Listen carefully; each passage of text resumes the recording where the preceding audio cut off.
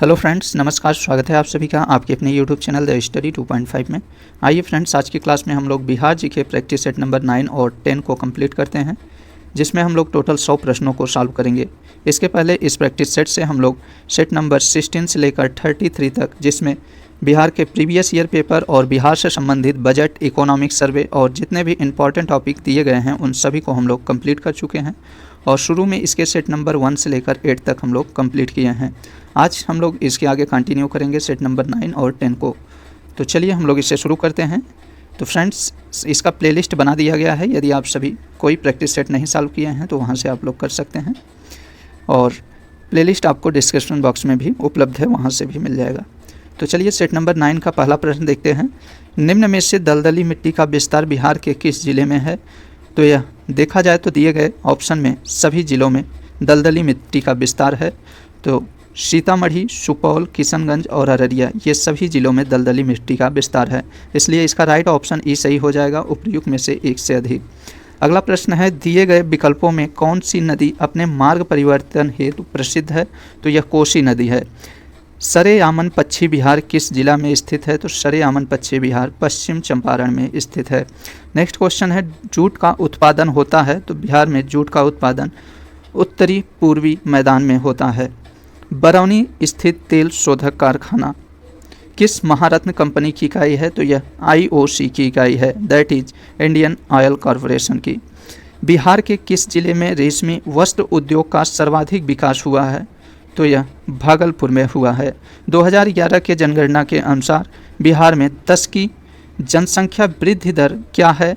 तो इसकी 10 की जनसंख्या वृद्धि 2001 से लेकर 11 के मध्य देखा जाए तो 25.4% है। तो बिहार की जनगणना के 2011 के जनगणना के अनुसार बिहार की 10 की वृद्धि दर 25.4% है। अगला प्रश्न है, बिहार राज्य चीनी निगम की स्थापना किस वर्ष की गई थी? तो यह 1974 में की गई थी। 2011 जनगणना के अनुसार बिहार का सर्वाधिक लिंगानुपात वाला जिला कौन सा है? तो यह भोपाल है, गोपालगंज है। निम्न में से कौन सी नदी बिहार तथा पश्चिम बंगाल के मध्य सीमा निर्धारित करती है? तो यह महानंदा नदी पश्चिम बंगाल और बिहार के मध्य सीमा निर्धारित करती है। अगला प्रश्न है, श्रृंगार ऋषि कुंड स्थित है? तो श्रृंगार ऋषि कुंड कहाँ पे स्थित है? मुंगेर में स्थित है। निम्न में से कौन सी परियोजना बिहार की सबसे प्राचीन नहर परियोजना है? तो यह सोन नदी परियोजना है।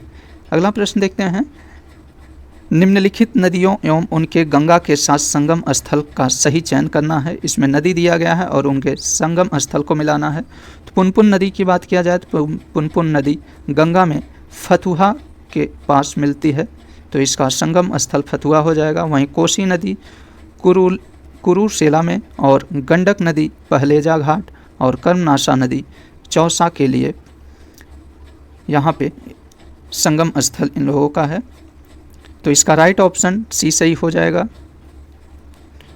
नेक्स्ट क्वेश्चन देखते हैं, जौ के उत्पादन में अग्रणी जिला कौन सा है? तो जौ के उत्पादन में पश्चिमी चंपारण अग्रणी जिला है। बिहार कृषि प्रबंधन एवं प्रसार प्रशिक्षण संस्थान कहाँ स्थित है? तो यह पटना में स्थित है।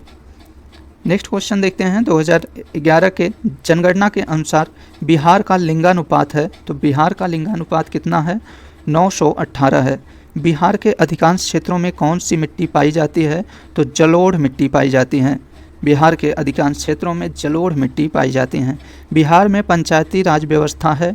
तो त्रिस्तरीय पंचायती राज व्यवस्था है। पंचायत चुनाव कराने का निर्णय किसके द्वारा लिया जाता है? तो पंचायत चुनाव कराने का निर्णय राज्य सरकार द्वारा लिया जाता है। विधान परिषद के कितने सदस्य प्रत्येक 2 वर्ष के बाद सेवानिवृत्त होते हैं? तो यह 1/3 होते हैं, 1/3। इसका राइट ऑप्शन बी सही हो जाएगा। निम्नलिखित में से कौन राज्यपाल को शपथ दिलाता है? तो राज्यपाल को शपथ राज्य उच्च न्यायालय के मुख्य न्यायाधीश दिलाता है। विधानसभाओं की संरचना का उल्लेख संविधान के किस अनुच्छेद में किया गया है? तो यह अनुच्छेद 170 में किया गया है। इसका राइट ऑप्शन बी सही हो जाएगा। मुख्यमंत्री के सलाह पर राज्य के मंत्रियों की नियुक्ति कौन करता है? तो मुख्यमंत्री की सलाह पर राज्य के मंत्रियों की नियुक्ति राज्यपाल करता है। बिहार लोक सेवा आयोग का गठन किस वर्ष किया गया था? तो यह 1949 में किया गया था। बिहार के पहले दलित मुख्यमंत्री कौन थे? तो भोला पासवान शास्त्री थे। पटना में नमक कानून किस स्थान पर भंग किया गया था? तो पटना में नमक कानून नखास पिंड में भंग किया गया था। भागलपुर में 1866 में ब्रह्मा समाज की शाखा को किसने स्थापित किया था? तो यह डॉक्टर कृष्ण नंदन घोष ने किया था। बिहार में महत्वपूर्ण संत मखदूम शरफुद्दीन याहिया मनेरी किस सिलसिले से संबंधित थे? तो यह फिरदौसी सिलसिले से संबंधित थे। किस मुगल शासक ने राजकुमार अजीम को बिहार का सूबेदार बनाया? तो औरंगजेब ने बनाया था। गया में आयोजित द्वितीय बिहार प्रांतीय किसान सम्मेलन का अध्यक्षता की थी? तो किसने की थी? पुरुषोत्तम दास टंडन ने की थी। बिहार में सदाकत आश्रम की स्थापना किसने की थी? तो बिहार में सदाकत आश्रम की स्थापना मजरूल हक ने की थी। बख्तियार खिलजी के आक्रमण के समय सेन वंशी शासक कौन था? तो यह लक्ष्मण सेन था। किस काल में बिहार पर दिल्ली सल्तनत के सुल्तानों का निर्णायक वर्चस्व स्थापित हुआ था? तो यह तुगलक काल में हुआ था। नेक्स्ट देखते हैं, किस सुल्तान ने राजगीर स्थित जैन मंदिर को अनुदान दिया था? तो इसका राइट ऑप्शन सी सही हो जाएगा, फिरोज शाह तुगलक ने। 1857 के आंदोलन के दौरान किसने अंग्रेजों के विरुद्ध छापामार युद्ध करता रहा था? तो यह अमर सिंह कर रहे थे। इसका राइट ऑप्शन सी सही हो जाएगा। नेक्स्ट है, सेन वंश के किस शासक ने कर्नाट वंश के शासक नान्यदेव को पराजित किया था? तो यह विजय सेन ने किया था। इसका राइट ऑप्शन ए सही हो जाएगा। नेक्स्ट क्वेश्चन है, दिल्ली के किस सुल्तान ने बिहार में सैनिक अभियान कर मुंगेर तक अपना राज विस्तार किया? तो दिल्ली के किस सुल्तान ने बिहार में सैनिक अभियान कर मुंगेर तक अपना राज्य विस्तार किया था? तो यह सिकंदर लोदी ने किया था। निम्न में से कौन सा कार्य शेर शाह द्वारा नहीं किए गए? तो इबादत खाने का निर्माण। ध्यान दीजिए फ्रेंड्स, इबादत खाने का निर्माण अकबर के द्वारा किया गया है, जबकि जब्ती प्रणाली की शुरुआत सिकंदरी गज एवं सन की डंडी का प्रयोग और ग्रैंड ट्रैंक रोड का निर्माण शेर शाह के द्वारा किया गया है। नेक्स्ट क्वेश्चन है, बिहार में किस मुगल शासक का राज्याभिषेक अंग्रेजों के संरक्षण में हुआ था? तो यह शाह आलम द्वितीय के का हुआ था। तो बिहार में शाह आलम द्वितीय का राज्याभिषेक अंग्रेजों के संरक्षण में हुआ था। बक्सर का युद्ध कब हुआ था? तो बक्सर का युद्ध 22 अक्टूबर 1764 में हुआ था। बिहार के बहावी नेताओं में मृत्युदंड की सजा निम्नलिखित में से किसे मिली थी? तो यह याहिया अली और अहमदुल्ला को मिली थी। इसका राइट ऑप्शन ई सही हो जाएगा, उपर्युक्त में से एक से अधिक। संथाल विद्रोह का क्षेत्र था? तो संथाल विद्रोह का क्षेत्र भागलपुर राजमहल था। बिहार के पटना में 1857 का जन विद्रोह किसके नेतृत्व में हुआ था? तो यह पीर अली के नेतृत्व में हुआ था। बाल मुकुंद वाजपेयी ने किस पत्रिका का संपादन किया था? तो स्वराज कथा का किया था। बिहार में ताम्रप्रस्तर युग के परवर्ती चरण के अवशेष कहाँ से प्राप्त हुए हैं? तो इसका राइट ऑप्शन ई सही हो जाएगा, उपर्युक्त में से सभी, या उपर्युक्त में से कोई नहीं, या उपर्युक्त में से एक से अधिक। ऋग्वेद में बिहार क्षेत्र के लिए किस शब्द का प्रयोग किया गया है? तो कीकक का प्रयोग किया गया है। यहाँ कीकक लिखा है, कीकट का प्रयोग किया गया है, इसे कीकट कहेंगे। निम्न में से कौन सा महाजनपद बिहार के क्षेत्र में स्थित नहीं था? तो यह कौन सा क्षेत्र था जो बिहार में नहीं स्थित था? तो वत्स और चेदी। निम्न में से किसे हर्यक वंश के वास्तविक संस्थापक के रूप में जाना जाता है? तो हर्यक वंश के वास्तविक संस्थापक बिंबिसार थे। अगला प्रश्न देखते हैं, महात्मा बुद्ध के मृत्यु के पश्चात प्रथम बौद्ध संगीत का आयोजन किस शासक के मध्य हुआ था? तो यह अजातशत्रु के मध्य हुआ था। इसका राइट ऑप्शन बी सही हो जाएगा। नेक्स्ट है, चंद्रगुप्त मौर्य के दरबार में मेगस्थनीज को भेजने वाला शासक था? तो चंद्रगुप्त दरबार में मेगस्थनीज को भेजने वाला शासक सेलुकस था। इसका राइट ऑप्शन ए सही हो जाएगा। तो फ्रेंड्स, हम लोग सेट नंबर 9 कंप्लीट कर लिए हैं। आइए अब हम लोग सेट नंबर 10 को देखते हैं। इसका पहला प्रश्न है, निम्न में से किस जैन तीर्थंकर का जन्म मिथिला क्षेत्र में हुआ था? तो देखा जाए तो जैन तीर्थंकर में दिए गए ऑप्शन में मल्लिकानाथ जो 19वें जैन तीर्थंकर थे इनका जन्म, और नेमिनाथ जो जैन धर्म के 21वें तीर्थंकर थे इनका जन्म, इन दोनों का जन्म मिथिला क्षेत्र में हुआ था। इसके लिए इसका राइट ऑप्शन ई सही हो जाएगा, उपयुक्त में से एक से अधिक। अगला प्रश्न दिया है इसमें, मगध के परवर्ती गुप्त वंश का अंतिम शासक कौन था? तो इसका अंतिम शासक जीवित गुप्त था। गुप्त काल की समाप्ति के पश्चात किस वंश का शासन स्थापित हुआ था? तो गुप्त वंश के बाद किसका शासन आया था? तो मौखरी वंश का शासन आया था। निम्न विद्वानों में से कौन सा विद्वान कनिष्क के दरबार में नहीं रहते थे? तो यह कौन नहीं रहते थे? तो कालिदास, जबकि वसुमित्र, नागार्जुन और अश्वघोष ये सभी कनिष्क के दरबार में रहते थे। अशोक ने अपने शासनकाल के कितने वर्षों बाद बुद्ध की ज्ञान स्थली बोध गया का यात्रा किया था? तो यह 10 वर्ष पर। मौर्य सम्राट बिंदुसार ने बिंदुसार के दरबार में यूनानी शासन एंटियोकस प्रथम ने किसे राजदूत बनाकर भेजा था?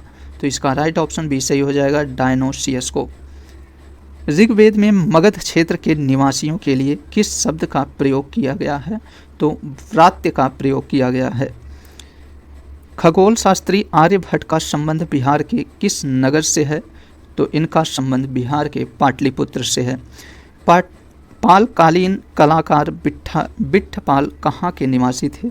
तो यह नालंदा के निवासी थे। बख्तियार खिलजी की हत्या किसने किया था? बख्तियार खिलजी का हत्या अली मर्दान खां ने किया था। सिकंदर लोदी ने 1495 से 96 में बंगाल के किस शासक को पराजित कर दरिया खां नुहानी को बिहार का शासक नियुक्त किया था? तो यह हुसैन शाह सरकी को। शेरशाह एवं हुमायूं के बीच चौसा का युद्ध कब हुआ था? तो यह 1539 में हुआ था। शेरशाह के काल में बिहार का सूबेदार था, माफ़ करिएगा यहाँ शाहजहाँ है, शाहजहाँ के काल में बिहार का सूबेदार कौन था? तो यह शाहिस्ता खां था। नेक्स्ट है, बिहार के दानापुर के सैन्य टुकड़ियों ने कब बिहार विद्रोह किया था? तो यह 25 जुलाई 1857 में। बंग भंग आंदोलन के दौरान बिहार में राखी बंधन किस दिवस को मनाया गया था? तो यह 16 अक्टूबर 1905 को। ब्रिटिश शासन के दौरान बिहार को एक अलग प्रांत का दर्जा किस वर्ष दिया गया था? तो 1912 में दिया गया था। बिहार के किस उप नवाब को अफगानों ने हत्या कर दी थी? तो जैनुद्दीन हैबत जंग की। शेर खां के पिता हसन खां जागीरदार थे, तो सासाराम के जागीरदार थे। इसका राइट ऑप्शन डी सही हो जाएगा। पटना में 1857 के विद्रोह का प्रारंभ किसके नेतृत्व में हुआ था? तो यह पीर अली के नेतृत्व में हुआ था। कोल विद्रोह कब हुआ था? तो कोल विद्रोह 1831-32 में हुआ था। राजकुमार शुक्ल ने महात्मा गांधी से चंपारण आने का अनुरोध किस कांग्रेस के अधिवेशन में किया था? तो लखनऊ अधिवेशन में किया था। ब्रिटिश यात्री बर्नियर बिहार किस मुगल शासक के समय में आया था? तो यह औरंगजेब के समय में आया था। मुगल शासक फर्रुख सियर का राज्याभिषेक पटना में कब किया गया था? तो यह 1713 में किया गया था। भारत में बहावी आंदोलन के प्रवर्तक सैयद खां पटना कब आए थे? 1821 में। निम्न में से किस व्यक्ति ने बिहार में खिलाफत आंदोलन का समर्थन किया था? तो यह राजेंद्र प्रसाद और मजरूल हक ने किया था। इसका राइट ऑप्शन ई सही हो जाएगा। तो खिलाफत आंदोलन की बात किया जाए तो बिहार में खिलाफत आंदोलन का समर्थन राजेंद्र प्रसाद, मजरूल हक और ब्रज किशोर प्रसाद और मौलाना नूरुल हसन ये उपयुक्त सभी लोग किए थे, इसलिए इसका राइट ऑप्शन ई सही हो जाएगा। नेक्स्ट क्वेश्चन देखते हैं, संविधान के किस अनुच्छेद में पंचायतों की संरचना का उल्लेख किया गया है? तो यह अनुच्छेद 243C में किया गया है, इसे ध्यान दीजिएगा। ग्राम सभा के गठन हेतु गाँव की न्यूनतम जनसंख्या कितनी होनी चाहिए? तो 250 होनी चाहिए। किसी पंचायत समिति में कितने अस्थायी समिति होते हैं? तो 7 होते हैं। सामुदायिक विकास कार्यक्रम की शुरुआत किस वर्ष की गई थी? तो यह किस वर्ष की गई थी? 1952 में।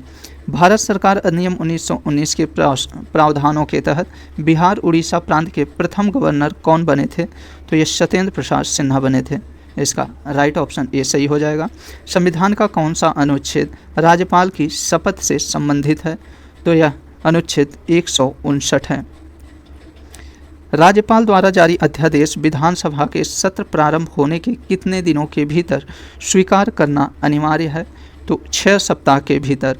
किसी विधेयक में सदस्यों की अधिकतम संख्या हो सकती है, तो यहाँ बताना है किसी विधानसभा में सदस्यों की अधिकतम संख्या कितनी हो सकती है? तो इसकी अधिकतम संख्या 500 हो सकती है। सर्वोच्च न्यायालय के मुख्य न्यायाधीश बनने वाले बिहार के प्रथम न्यायाधीश कौन थे? तो यह भुवनेश्वर प्रसाद सिन्हा थे, इसलिए इसका राइट ऑप्शन सी सही हो जाएगा। बिहार लोक सेवा आयोग में अध्यक्ष सहित कुल सदस्यों की संख्या कितनी है? तो 6 है। राष्ट्रीय मानवाधिकार संरक्षण अधिनियम को किस वर्ष पारित किया गया था? तो 1993 में पारित किया गया था। निम्न में से बिहार के पहले लोकायुक्त कौन हैं? तो बिहार के पहले लोकायुक्त श्रीधर वासुदेव सोहोनी है। बिहार का राजकीय चिन्ह बोधि वृक्ष है। सर्वाधिक अनुसूचित जनजाति प्रतिशत वाला जिला कौन सा है? तो सर्वाधिक अनुसूचित जनजाति वाला प्रतिशत वाला जिला पश्चिमी चंपारण है। जनगणना 2011 के अनुसार 1000 से अधिक लिंगानुपात वाले जिलों की संख्या बिहार में कितनी है? तो केवल 1 है। इसका राइट ऑप्शन ए सही हो जाएगा। प्लाईवुड उद्योग के लिए बिहार का कौन सा जिला सर्वाधिक प्रसिद्ध है? तो यह वैशाली जिला है। बिहार में सर्वाधिक वर्षा किस क्षेत्र में होती है? बिहार में सर्वाधिक वर्षा उत्तर पूर्व क्षेत्र में होती है। मुख्यमंत्री नीतीश कुमार ने हर घर बिजली योजना की शुरुआत कब की थी? तो 25 सितंबर 2017 को। कहलगांव विद्युत परियोजना किसके सहयोग से स्थापित किया गया था?